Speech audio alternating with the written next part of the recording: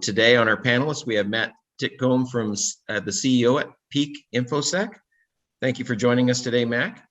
We also have Leighton Johnson, who's the CTO at ISFMT Incorporated.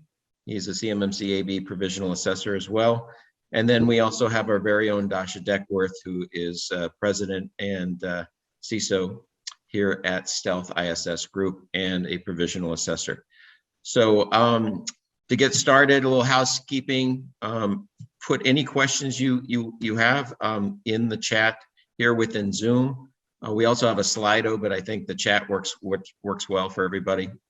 We'll try to get to them as we go through all the questions. We want to keep this fun as much as we can make CMMC fun and informative.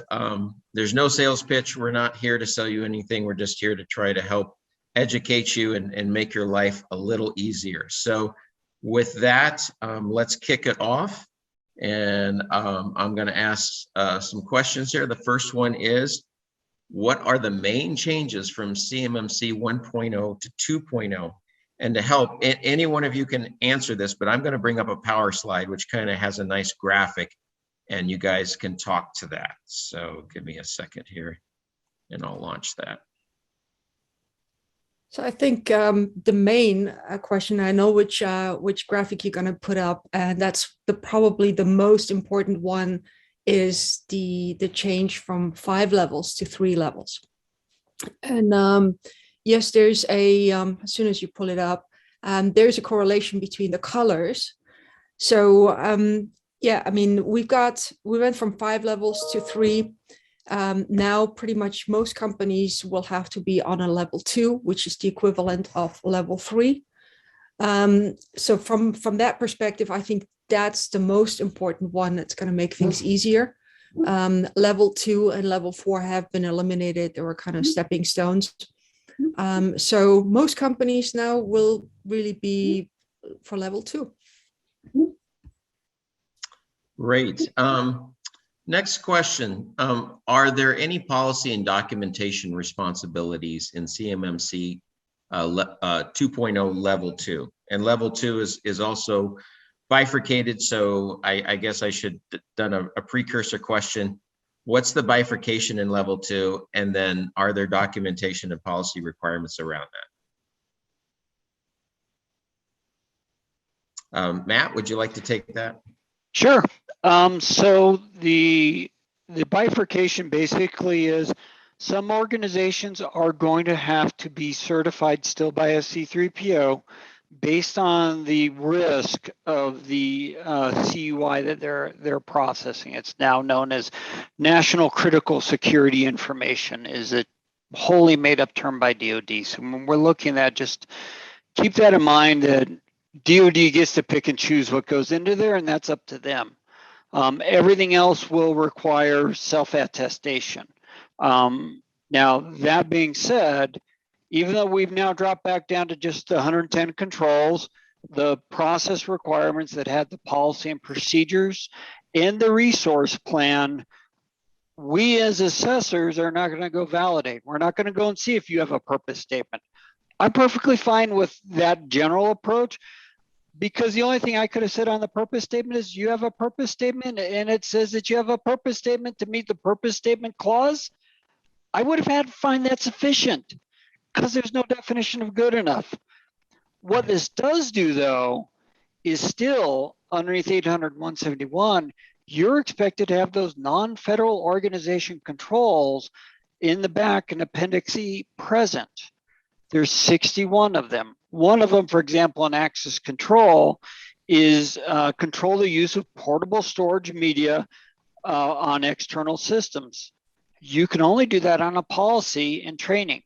If you don't have that policy and training, you're not going to be compliant with that control. So again, don't ignore having the policies, the procedures, and the related evidentiary artifacts that are expected underneath 171 in the non-federal controls, because we expect them to be there. And when DoD got rid of the process, the Delta 20 and the process requirements, basically all they did was move the expectation of the NFO's controls back to being there, and we won't evaluate them. Whereas under 1.0, we would. So have them there, address them. You just don't have to make sure they got a purpose statement. Thanks, Matt. And I think, when we talk about the bifurcation in level 2, when I attended the town hall, they gave an example of they're going to determine the risk of the CUI that you have, DOD is. An example was, you're a company that makes military uniforms. Although there might be some CUI passed back and forth in the contract, the risk is pretty low on the design of a military uniform versus a company that's making a part that goes into a classified missile and there's CUI around that. So the company making the missile part is going to be in the upper part of that level 2 bifurcation that will have to have third-party assessments. The company making uniforms that has CUI will be deemed by the DoD as a lower risk CUI and will fall under that self-attestation. And that made sense to me as an ex-government program manager for the Air Force. One of the programs I managed was the Cadet Academic Management System for the Air Force Academy. Great. If that went down, it did not stop the warfighter's operations. My wife was a contracting officer for the GPS program. If that goes down, that shuts down our national economy and actually quite a bit of the world's economy. So again, I get completely that stratification of risk, and I think you're going to see that bucket continue to grow over time. Thanks, Matt. Next question is for Dasha. Can you apply poems across the board on any area still participate on ongoing contracts with the DoD? So I think the reference here is the fact that with the CMMC 1.0, you were required to meet all 130 controls. Otherwise, it was no-go. And now that we're back to NIST 800-171, can I just throw a poem at anything? And I'm like, okay, there's no teeth or requirements. The government's really pushing on me like they did with the CMMC 1.0. What's your take on that, Dasha? So there will be a little bit more relaxed rules around that. Poems will be acceptable in some cases, but one thing that is definitely not something that will work is having poems just open-ended or beyond 6 months, and then just pretty much running with it and saying, yeah, we're going to address it. We're going to address it. So you can get an exception if you're in the process of rolling it out. You have a poem, you have a plan, you have a strategy, actually working on it, and you can demonstrate that. But if you have it for, okay, next year, sometime in 18 months, I'm going to have something in place, but you don't know what that something is. You don't have a plan, you don't have a budget, you don't have anything. And especially if it's a critical area, it's not going to go. So if it's something smaller, or for example, improvements where, you have, let's say you have multi-factor authentication, but right now you're using text message or I don't know, something. And at some point you want to improve that and get into a proper two-factor authentication with encryption, with keys, with all of that, that will work. But not something completely, hey, I have absolutely no access control and I'm going to implement it in 18 months. That's not going to work.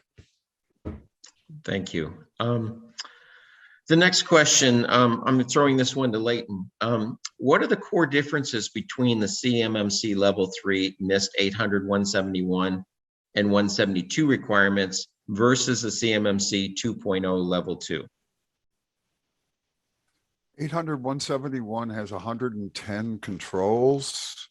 CMMC had 130. They're now at 110. There is no difference between 800-171 currently as it sits in Rev 2 and the new Level 2 of CMMC 2.0. 800-172, however, is yet to be determined for Level 3. There are estimates of anywhere from 25 to all of them. We don't know of what's actually going to roll out at Level 3. We knew we had 51, 41, something like that in the old model, but that was also before 172 actually came out. So that's the case, 172 now being officially finally issued, that's to be determined by DOD. Got it. Thanks, Leighton. Next question. Are there differences between NIST 853 and NIST 800-172? Because supposedly the NIST 800-172 was kind of derived out of the core aspects of NIST 853. Matt, would you like to take that? So you're spot on. 800-172 was derived out of the new NIST 853 Rev 5. And so in Rev 4, you started seeing like number of failed logging attempts was 3 because they set a federal standard in there. Now what they've done is they've created organization defined parameters you as the organization need to define. They've taken that model to 172, and so you're expected to document all of these assignments, as they call them, for how you're setting up and following that. That being said, that is the model that you should be looking for of NIST 800-171 Rev 3. And conversations back and forth with Ron Ross at NIST, that is exactly what they're going to do. They may actually potentially even just get to the point of just simply saying the 853, this set of controls are the CUI, the 800-171 baseline, and not even use different language anymore going forward because they defederalized 853. So we'll have to see how that plays out. But as you're looking to where things are going, take a look at 172 and then look back at 171 and figure out where do you need to start making some decisions about your settings, your configurations, and making sure you're documenting them. Thanks, Matt. And a follow-up to that, you know, with the bifurcation in level 2, where if you have a higher risk CUI, do you really need to apply 172 if you're in the upper level of level 2, or you only have to do that once you're required to be at level 3? Yeah, so the difference is you need to be certified against 800-171 only. Once you get to level 3, you have to meet 171 plus 172. Again, as Leighton said, it could be anywhere from a small set to all of them. And I think DoD may allow flexibility in there. But there's 2 other things. Yesterday, Stacy Busjanik from the PMO said in one of their meetings, they're not looking at any POAMs for level 3. So that may just apply to 171. They may have some POAMs initially for 172. I think they'll have to figure that part out, but I would expect at level 3, no 171 POAMs. And then related to that item, the DoD gets to coming out at you at level 3. Not a C3PO, it's DIBCAC. I've also heard DCSA, the Defense Counterintelligence Security Agency, coming, depending upon if you've got classified content on site also. So yeah, be ready for DoD to visit if you're a level 3 company. Great.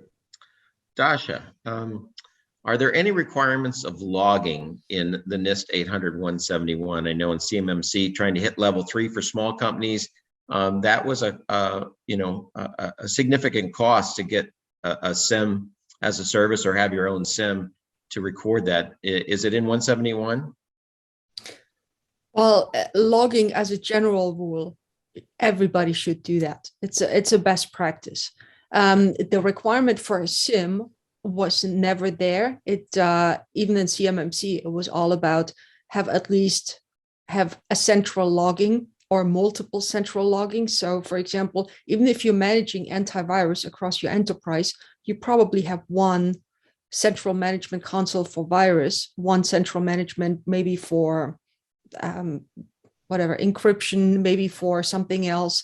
So you can, it did not force you to have one and only one, and you had to have a SIM. So okay. There's a lot of interpretation. Now for NIST 800-171, yes, you need to review logs. Yes, you need to be monitoring what is happening. But again, here, it really depends on interpretation, your business, and what exactly you need to do. And from a best business practice, you always want to know at least what's going on, at least on your servers, on your firewall, because you want to stay ahead of the hackers. You want to be able to protect yourself, and you cannot do anything if you don't see anything. So that's really that's what, and it doesn't matter if it's NIST 171, 53, CMMC, or any of those, even ISO standards, or even PCI or HIPAA, they all have that as a basic, I would say, requirement or suggestion to have that in place, so you can really do what you're supposed to be doing, securing your environment. Yeah, Appreciate it. David, if I can jump in, because this is one of the areas back when there was actually a CMMC assessment guide I helped to write up. If I'm coming in and you're saying you're manually reviewing your logs, sure, show me exactly specifically how you're filtering out against which IOCs and how long you're doing this. When was the last time you did it? Prove to me you're actually doing this and you have a repeatable methodology for doing this. Boom, right there, most organizations immediately fail because they never do it because it takes too much time. Going back to the days before SIMS, I was good for about 5 minutes with a double espresso to try and do this. Doesn't work. Now, Unless you're a company of one and you have a laptop and you have one router, all bets are off after yeah, that. but And even even- then, it's hard. you can generate 1 million audited events a day with just a one-person business. Right. The other problem that most businesses fail to reference, and it is in 800-171-355, correlate audit record review. The only way you can correlate all these records and do anything effective is to bring it into a SIM that is able to look across all your log sources for indicators of compromise. You know, if you're not doing that, you're going to have a really, really hard time passing, just to be honest with you. Yep. No, And Makes it's not sense. hard in Azure Sentinel and the tools that are out there today. Use them. It'll save you so much more time and headache in this space than you realize. got And a the question thing for also is, Robert, really sorry, quick. the thing Oh, go also ahead, is, Dasha. Yeah. in indicators of compromise, threat management, that also is part of the requirements. And those are the things that you can get, for example, with your firewall and the correlation. And so some of these tools that you probably as a company already have, you either can subscribe to it, you already have it, or you need to activate it. And that also helps with the correlation. That does some of the work for you. So to Matt's point, there's having a central management, a central logging, or a SIM, together with some of the tools that you have, the firewalls, the IDS, IPS, indicators of compromise feeds, that will help make security a lot easier for you and really automate that manual process that you will not be able to do by yourself. Right. Robert, question for you. Is there a considerable cost savings for outsourcing this? Can you outsource this to like an MSSP for log management or SIM? And what's the value there for the smaller business?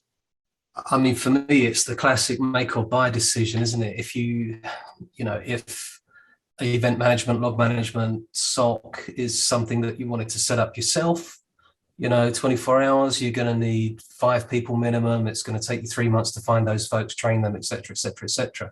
So I do believe that, SOC as a service from an MSSP is a very, very cost-effective way to be able to check that, not just check that requirement, but actually do the right thing, because that's, one of the biggest attack surfaces.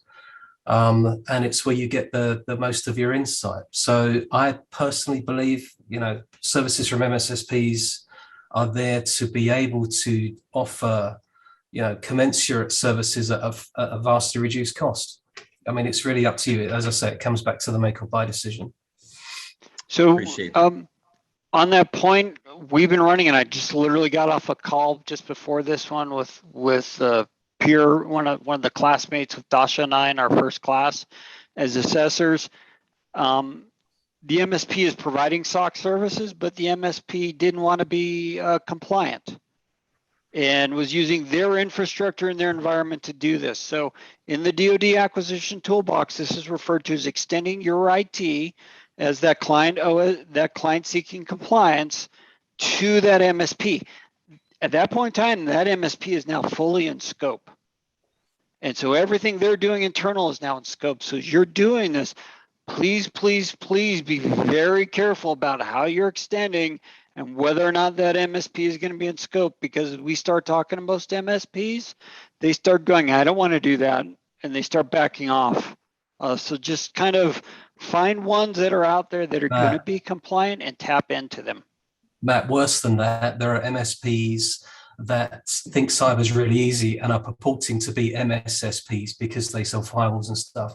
It's not the same thing. I'm more worried about that. Yes. Find the right company. Find a company that actually does this for a living and doesn't do things like help desk. And ask the right questions. Like Matt said, are they offering backup recovery? What's the time frame for them to recover you if you have a major breach and you're locked down? What's the SLAs around that? What's the responsibilities? Do they expect you to know where all your backups are and then they'll take them? Have you ever practiced a backup recovery plan? All these things are things you need to consider. But great responses, everybody. If I can add something to it, I think one key area here is as well is it doesn't matter if it's an MSP, MSSP, or anyone that you outsource or does something for you. The question will come down to, are they willing and can they provide you with the evidence that you will need to pass an audit? Might it be 171, CMMC level 2 or 3, doesn't matter, but you will be relying on your partners to give you whatever services they provide, that evidence. And if they cannot provide it to you, you have a problem. So that's one key as well here. Great point, Dasha. Leighton, we didn't forget about you, buddy. Next question. Now that CMMC 2.0 is published, will companies be required to comply with CMMC 1.0? No. Right now, it's been put on hold. The answer is no. Okay. They are redoing the regulatory guidance. They are redoing the rules, as they called it. All of that has been put on hold as of November 4th. So they are working they actually filed Monday their new initial foray into the Federal Register for what they're going to plan on doing. They're changing 2 areas of the Code of Federal Regulations, 48, which is the one we all know, which is, the DFARS area, and 34. And so at this point, all of that's on hold officially until the rules are in final version, which they specified saying taking anywhere from 9 months to 2 years. Great answer. And a follow-up on that, Leighton, since you seem to read this stuff for bedtime enjoyment. When will the CMMC 2.0 be required for DoD contracts? At this particular point, it will be required officially once the final rules are standing, because those are federal acquisition regulation requirements under guidance from the Code of Federal Regulations. And prior to that point, everything is voluntary. Okay. One for Matt. Why did the department make these changes? What was wrong with CMMC 1.0? So fundamentally, CMMC, in my opinion, 1.0 failed to address the real issue. In my opinion, there was nothing wrong with 171 and 171A as it stood when this originally came out. So instead of trying to fix the real problem with self-attestation, they went back and tried to fix the standard because they felt there was gaps and deficiencies, and then along the way trying to figure out how they were going to fix implementation of contractors doing that standard. Well, reality is they've come back full circle to where we were at coming into why CMMC started of let's just get compliance done and deal with the things that were found in the DoD IG report, that what was happening with 171 was not working. And so we've come back around to that. Now, I also think when we hear things from DHS, et cetera, two big shockers came out realistically in the town hall. First, it was no longer just the acquisition community making this up. They now have the deputy DoD CIO at the town hall, and they said that the commander of Cyber Command was a part of the threesome in there that made the decision to approve what CMMC 2.0 is. Oh, now all of a sudden it's really between Cyber Command and the CIO telling the way ahead, no longer acquisitions. Those two talk to DHS and CISA very much. So I think a part of this other shift was making this also more palatable for the rest of the federal government. Because as Leighton just pointed out, if they do go make the changes in 32 CFR Part 2002, the CUI one, that's a federal change. That's just not a DoD change. Right. And with NARA now looking to go push a FAR level CUI clause, it makes more sense. So I think there's broader involvement behind what DoD is doing with CMMC than what we see right now.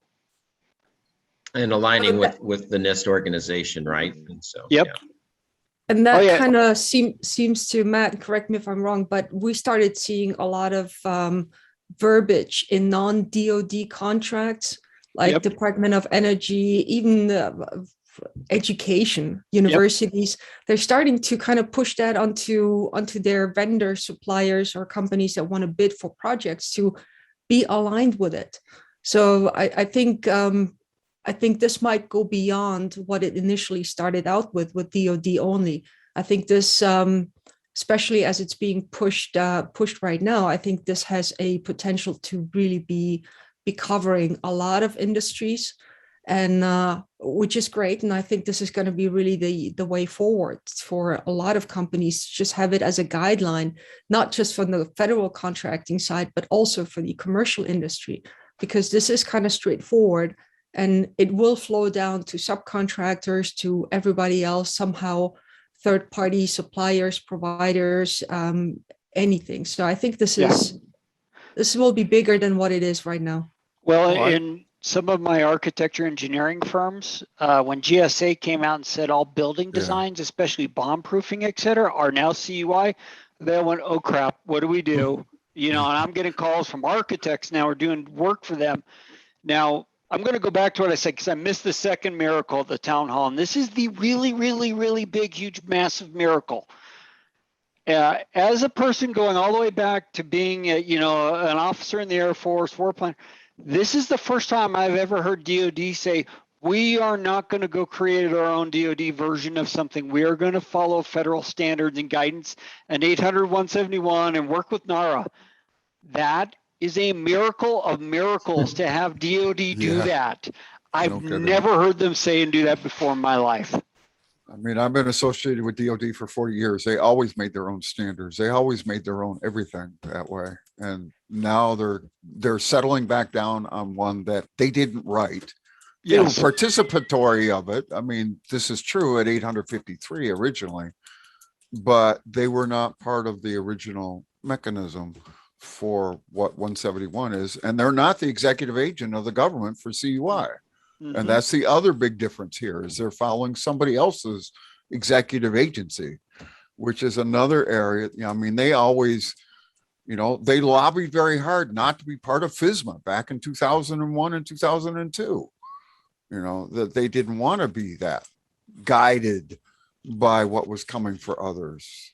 It sounds like they're growing up. They're no longer the rebel teenager in the maturity. No, we're gonna play at the table. We're gonna be at the table this time instead of being off on our own.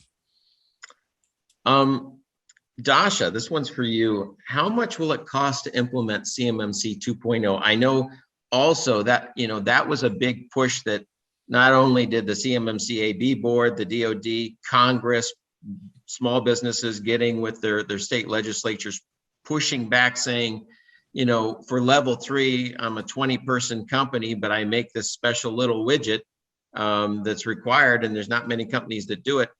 This is a huge endeavor for me because I got an assessment at $30,000 or $40,000. I got to implement all this technology. I got all of these policies and procedures. they're looking $150,000 investment to meet the requirements. So is there going to be a cost savings now with the implementation of 2.0?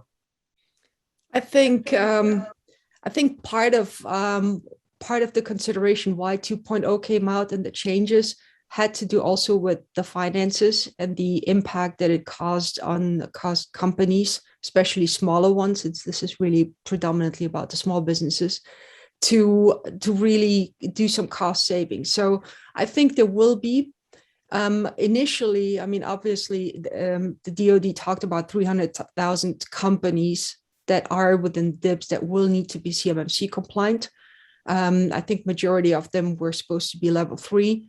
So even if we take into consideration that level 2 now is going to be, let's say, still, I mean, a smaller number, but even then you still got the self-assessment. So only, I think there's a couple numbers being thrown around. I don't know how accurate they are or not. Maybe 10 or 20% of those 300,000 that will need the C3PAO or a third-party CMMC assessment. Everything else would be self-assessment. So I think that alone will be cost savings right there to some companies.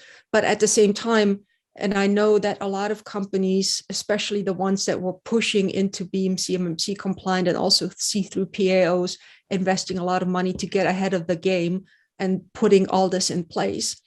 I don't think overall, from a security perspective, CMMC was based, or CMMC 1.0 was based on NIST 800.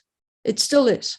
So all these requirements, even the companies that have tried to meet CMMC 1.0, they're still in place. Yes, there is a couple that have been deleted, which were new outside of NIST, but overall, the security requirements, the being compliant, having the logging in place, the access controls, the protecting CUI, that has not changed. So that still needs to be done. And I'm hoping that a lot of companies that have been working towards CMMC 1.0 are not going to give it up, but change slightly the course on how they need to do things, what they need to do, and continue on the path of getting it done. Because to Leighton's point, as soon as the regulations are out and finalized, that's when CMMC 2.0 will kick in. So it's not like before, where they said, okay, all companies will have about 5 years to get that done. Now it's once the regulations are finalized, it's going to kick in. That's a great point. I'm going to reiterate that really quick. There's no ramp up time. And also, if you have been working with the DoD, you're supposed to already be at 171. You're already supposed to be doing all of these things. Exactly. David, could I pivot just for 1 second? Because I've realized we have an exalted guest on our webinar today. Okay. Jeff Dalton is with us. He's chairman of the CMMC AB. I've just been chatting with him and he said he'd be very happy to contribute. So if you wanted to unmute him and give him an opportunity to say a few words. Hello, Jeff. Really. Hey, Matt. Hey, Hey, Jeff. Leighton. Hey, I should Jeff. correct you. I'm chairman-elect. I'm currently vice chairman. There you go. But will be chairman January 1st. So thank you for that. I was just gonna loiter and listen, but I saw you. You guys know me well enough. I can't keep my mouth shut. No, of course not. Just a couple of things real quick. I kind of agree with most of what Dasha said just now. There will be some cost savings, primarily the elimination of the requirement to show longevity, or otherwise known as maturity, is going to reduce some cost for sure. But the bigger point is that 300,000 companies are still required to be CMMC compliant. Now, some of that is through self-assessment, but that's not changing. A smaller number are going to go through an external assessment. Now, there isn't an agreement yet on what that number is. We think it's about 70,000. The DoD's talking a little bit lower, but they said 50% of the companies that we currently think of as potentially level 3 companies will be required to have external assessments. So if you do back of the napkin math, there's actually 265,000 companies in the DIB. Yeah, 40% of them were supposed to be level 1, so that's about it's close to 120,000 or so. That leaves about 150, and about 5% we're going to be level 5. And then you take half of that, which is the DoD's number, you end up with about 70,000. So that final number is yet to be determined. But I think the real point is that nothing has changed that much. There's an awful lot of churning and hand wringing about change, and they've taken away some practices. They've gotten rid of the maturity, which is, I think, 4 or 5 practices, but they haven't changed much else. Well, Jeff, I think the other area where I think we're going to see cost savings for the organization seeking compliance is, as a C3PO, we're no longer going in assessing 705 assessment objectives. We're now down to 320. Now, yeah, and that's a good still move. times the number of systems of type and things that we have to pull samples Yeah. against. But yeah, there's less work, again. Yeah. That we have to do, so that will reduce the cost and the time spent by a C3PO certifying a company. But it's definitely not going to be $3,000. That's right. Yeah. It'll never be Yeah. So $3,000. there's 2 numbers that I just make me laugh every time I hear them. The first was 300,000. I don't care how many we got. We were never going to do 300,000 companies in 3 years. It was never going to happen, guys. Sorry, that opportunity was never there. It wasn't going to happen. And just because of the backlog of getting assessors approved through all those channels, everything was never going to happen. The other number is 3,000. That was never going to happen either. So I just think that not as much has changed as we think it has. And we just all need to step back and take a breath, because even if it's, I think the DoD CISO said the other day, just sort of casually, I think it's about 40,000. And I don't know that he'd done the math on that, but let's say it's 40,000. It's still bigger than anything we got in front of us. Right. It's Jeff, still a massive business opportunity. Go ahead. I have a question. So as you know, we're on the cusp of moving from candidate C3PAO to getting that full certification. Is it still worth it for us? Yeah, I believe so, because the DoD has opened the door for commercial, non-contractual required assessments to start taking place. The AB has the authority to go outside the DoD, and we are currently looking at that. We have hundreds of companies that have approached us about getting assessments now, regardless. Now, let's just talk about CMMC 1.0 versus 2.0. We pretty much know what's going to be in 2.0. And the DoD has said to us, anything that you do going forward needs to take into account that we've decided to remove these CMMC practices about longevity and the Delta 20. So anything you do needs to address just those practices. Well, we all know this is what it's going to be. Other than that, the ecosystem doesn't change that much. So we think C3PAOs are going to be pretty darn busy over the next year. So Jeff, we've seen I've had a couple calls from potential organizations that they kind of think they're not going to have to be certified, but they're wisely worried about that letter of attestation for a senior leader, because that's what Securities Exchange and DOJ did with Sarbanes-Oxley. And they're starting to ask, can we have you come in as a C3PAO, do a gap analysis and certify our attestation? It's not necessarily a full-blown formal certification, but that we agree or we've identified deficiencies with what they were saying as kind of a risk reduction for those senior leaders. Yeah, I really think, I'm sorry, go ahead, man. And I think the other side is, like Stacy just came out today or in yesterday's meeting, they're going to use technical evaluation criteria to incentivize companies to get certified. I think you're going to see primes are going to only want to work with certified team members, and you're going to get the prime saying, unless you're certified, we don't want you. And I agree with you. I think the DoD did, a real service to C3PAO and really to lesser extent the RP community when they said that senior executives need to sign off, because the minute they said boards and senior executives need to sign off, they're immediately going to pick up the phone and say, hey, Matt, we need help with this. We need somebody to walk us through this.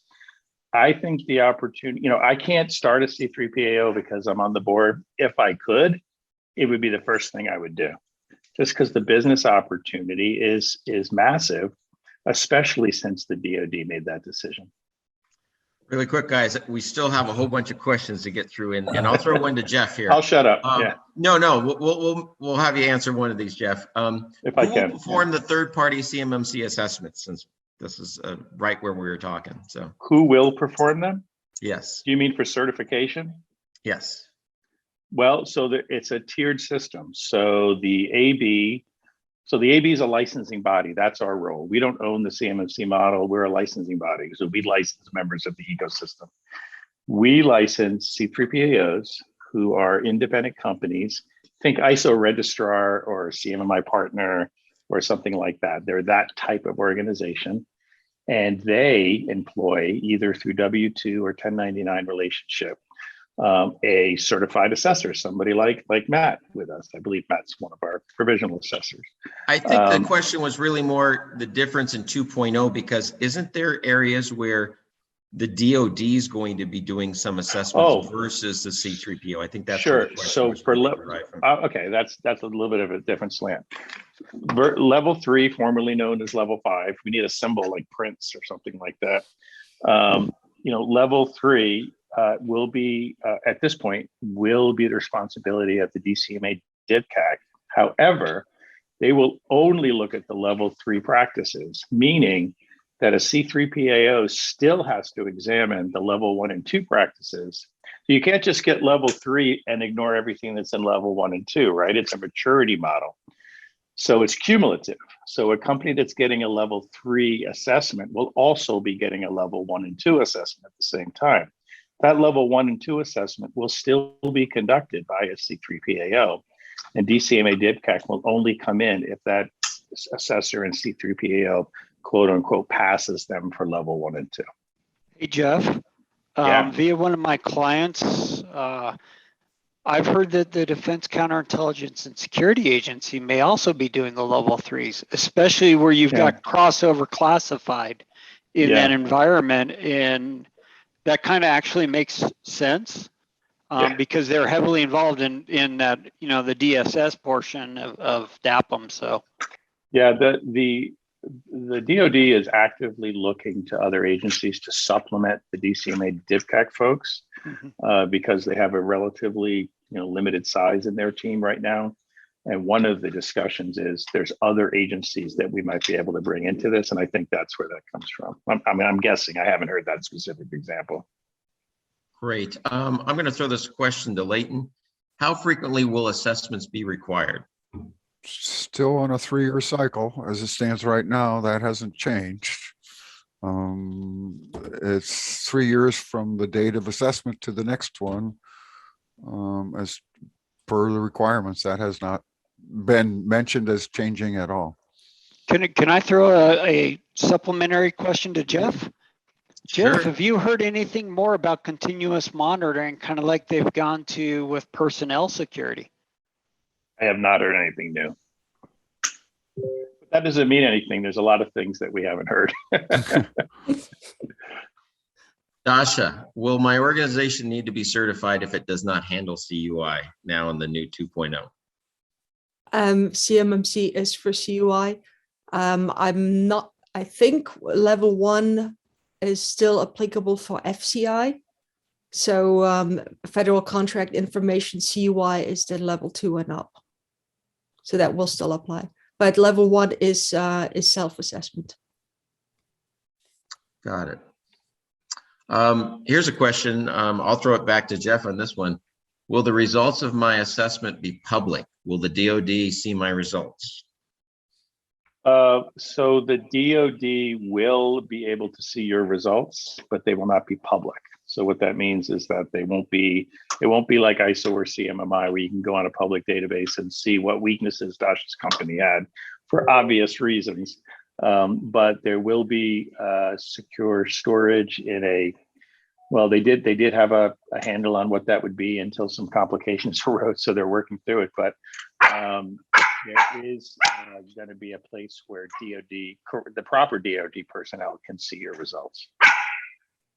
So Jeff, on a related note to that one, have you heard anything more on when the authorized C3POs will be allowed to start?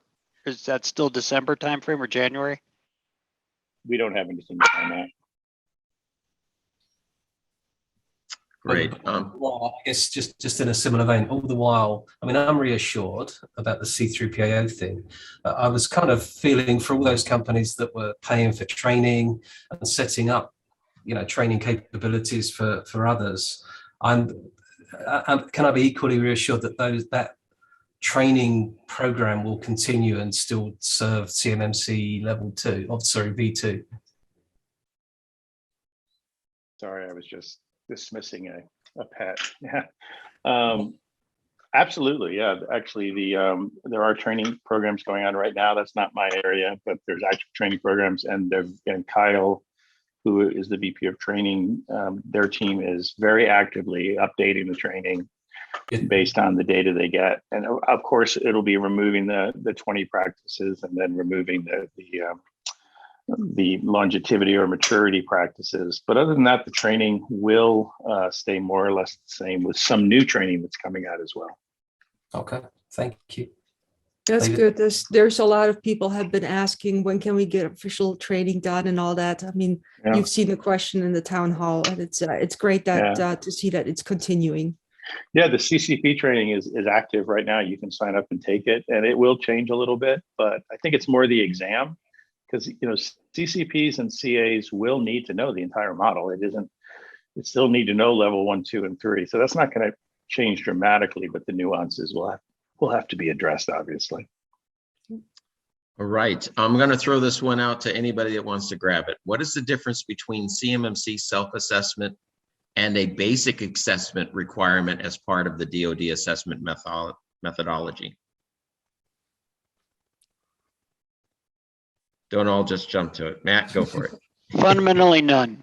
So a basic self-assessment, as it's being scored in SPRS, you're evaluating yourself against the 110 controls.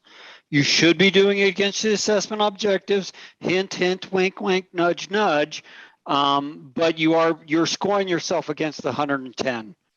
Now, and this is coming out of the assessment guide 171A, when the assessors come in, we evaluate you against the assessment objectives. That's when you go to a focused or comprehensive level. So self-attestation is fundamentally equivalent to a basic. Okay. How will CMMC apply to non-US companies? If they're under DoD contract, they're supplying information, they still need to meet the requirements for handling FCI or CUI as any other company. It's all about the data. So had a couple client calls with overseas companies, and they've checked with their embassies, etc. For most nations, they don't have a constraint stopping a US company for coming in and certifying them. They still need to meet all the DoD, FedRAMP, cloud requirements. So potentially they're having to host their data in Microsoft's GCC high within the US versus their foreign country. If you're in Europe, you got other GDPR issues, and this is where things start to get really hard and really muddy very quickly. Canadian companies, that's not a problem. They can go get certified and reside within Microsoft's GCC high in Arizona. Great. I have a question here from the chat room. It says, is the responsibility for the program moving away from political appointment towards established DoD? Jeff, you want to take that one? It has been moved away from that for a little while. So it is moving under the CIO's office. So that's the answer to the question is yes, that is going to be the case. And it has been moved away from a political appointee now for a couple of months anyway. And I won't get into all the reasons behind that, but it is definitely, as far as I know, as far as I've been told, moving over to the CIO's office. Okay. I'm going to throw this one to Dasha. She's going to love me for doing this. This is a pretty vague question. How much will CMMC certification cost? Big loaded question. So I know that you know what? It's still the same answer as with CMMC 1.0. It depends on the organization. It depends how much you already have in place, how prepared you are. And that's one of the key things is I think, Jeff, we got that for part of it from you also in the training. As part of it, how big is the scope? Is your CUI environment de-scoped? Is it small, or you have CUI all over your organization and multiple offices all over the world? Because that's going to be the scope. So in order to keep the costs down, you want to make the scope as small as possible. Limit the amount of technology where the data is located, limit the amount of people that have access to it. If they don't need access to it, don't give it to them. So setting the scope is one thing. And then the other thing is also, how prepared are you when you actually go for that certification? Do you have the evidence in place? Are you prepared to just kind of hand it over when the assessor or certifier comes in? Or will you need to scramble and the assessor will need to wait on you? Because that also can go from a couple of weeks or a few weeks to months or a year if you're not ready. So that is really on the company itself to decide how much they want to spend. Hey, David, if I could, it helps if you break costs into three categories. So you hear all these crazy numbers, like it's going to cost me $300,000 to be CMMC level 2. So there's assessment cost, which is more or less fixed based on scope. So like Dasha said, if it's a small scope, it's going to be less. And I don't know if it's 20,000, 40,000, 30,000, but it's not 3,000, as Matt said. It all depends on if Matt has his college fund paid for or not. That's right, exactly. The bigger cost, though, that is becoming mature in your cyber posture, right? That's not a CMMC cost. So everyone wants to say, oh, preparing to be CMMC level 3 is going to cost all this money. Well, if you've been saying for years that you're already compliant with 171, if that's the case, there's zero cost, right? And so I think the problem is a lot of people, may not be as compliant as they think, and there will be some costs there. But that cost is cost to protect important information that our adversaries want, and that's not a CMMC cost. That's a moral responsibility by your company to protect that. And I don't care what model you're assessing to. That's the bulk of the cost. And then Dasha, that was a really interesting and I thought really insightful comment you made about actual assessment prep itself. So there is a cost related to gathering evidence and getting scheduled and hiring an assessor and all these kind of things. So there is some cost. Probably a couple of 100 hours of somebody's time to prepare. In CMMI, we say 400 hours. I'm not talking about the remediation and the buildup and all that stuff, Matt. I'm talking about just the physical gathering of evidence and scheduling rooms and doing all that stuff. Yep. We always say 400 hours for level 3 in CMMI. That's what I say anyway. So those are your three costs, right? So the second two are more or less fixed. The first one is 0 to infinity, right? Depending on how much work there is to do, but that's not a CMMC cost. And I want to highlight on one thing Dasha brought up tangentially. Your scope is not just the system storing and processing trend in CUI, it's also the components that provide security. If you're using lots of cloud services, you're on Sophos for security, you're using Netscope for DLP, and you're on GCC High, and you're in AWS, you've made your life and then our life as auditors a lot more complicated. Collapse into single services. I love GCC High or the Microsoft suite. Go to all-in-one. It's got all the security document all-in-one. Or else you're having to prove how all these different components fit and how you and extending your IT to them have fulfilled all the requirements with all of them. And that's more work on you. It's more work on the auditor then, and your costs then go up. To Jeff's point. Yeah, I always think of assessments like painting your house, right? Most of the effort is preparation. The assessment itself should be easy. So if the assessment is really hard and you're struggling and you're not sure if you're going to pass it, then you weren't prepared. Just like painting, the paint job comes out terrible if you don't prepare. So that preparation period of gathering evidence and getting everything well organized is really critical to keeping your costs down. And I would throw out there for everybody, you know, I think there's this misnomer, well, we're going back down to 800, 171, and most of it, unless I'm bifurcated into level 2, upper, you know, it's self-assessment, it's self-work, it's still recommended you bring in a consultant to work with your company, the value of that. And Matt, why don't you talk about that a little bit?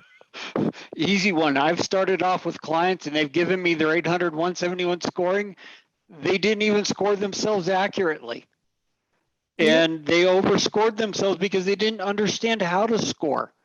Just in following the DODAM model, but then they also then don't understand the terminology, and the language. And what I always find, unfortunately, companies focus on a single requirement, and they don't understand they're a mesh of requirements that relate together. And if you don't understand that mesh, you don't understand your overall compliance state. And that's generally where I walk in and I start pulling things apart. And like I said, when we were talking beforehand, I warn everybody when we start these audits, I'm going to take you through all 7 stages of grief. You're going to be angry at me. You're going to deny. You're going to go through. And I let them know it's not going to be individual. It's going to be corporate wide. Right. Because we're going to tear away a lot of their self-perceptions and you know, their assumptions and take them back to ground reality. And if you don't have somebody that can take you away from, as my history teacher used to tell me, you're too close to the bark to see the tree that's in the forest, you're not going to pass, because we're going to come in as that third-party audit agency with that understanding, and we're going to find all those, and they come up very quickly, like within 5 minutes of a kickoff. Yeah, we only have about 1 minute and 20 seconds left. So I want to thank Matt and Leighton, and also surprise guest panelist Jeff Dalton And for Dasha. joining. And Thank you, I want Jeff. to leave the last minute and 15 seconds to Dasha and Robert to finish out. Robert, over to you. I love the way you said surprised guest and not surprised. That was perfect. Yeah, Jeff, thanks for jumping in on that. That was My awesome. pleasure, yeah. Matt and Leighton and Dasha, your expertise shines through yet again. Just wanted to thank everyone for joining. Hopefully you found that useful. I'm almost inclined to say, hey, we should do another one of these, because there still feels like a load of unanswered questions. We'll noodle that one and come back to you. But that's all I had to say, really. As I say, hope this was informative. There's no sales pitch here. Over to Dasha. All right. Well, thanks, everyone. Really appreciate it. I know we probably have not answered all of the questions.